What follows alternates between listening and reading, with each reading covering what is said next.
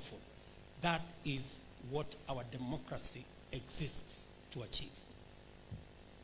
Having said this, you will agree with me that there is something fundamentally wrong with opposition without any viable alternative, whose only purpose is division, conflict, and anarchy.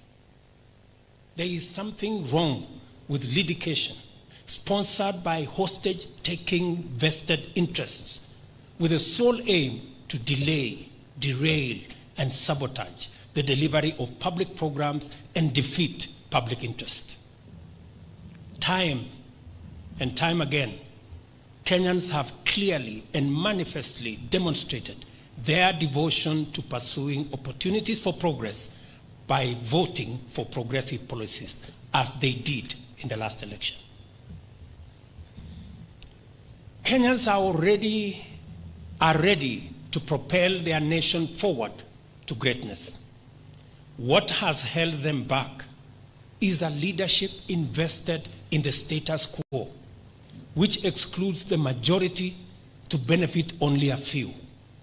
A politics comfortable with keeping millions in want and indignity to preserve the illegitimate privileges of a few, and a resultant institutional system in which the disenfranchisement of ordinary people is the yardstick of public policy.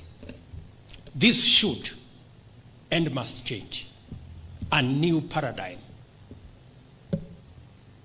my dear Kenyans, must be negotiated.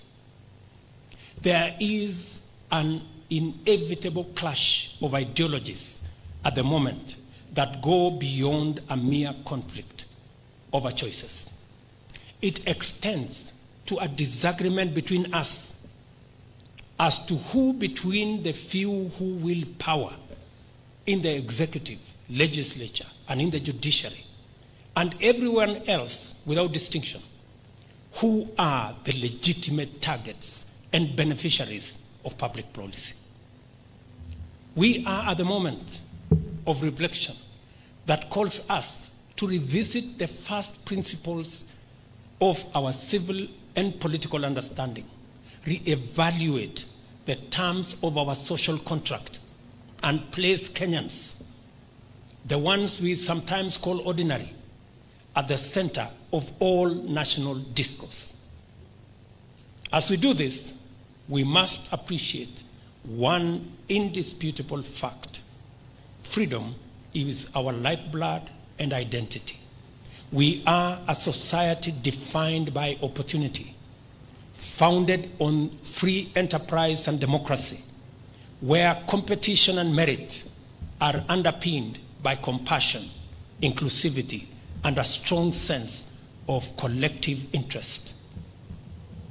Public policy must therefore respect, uphold, and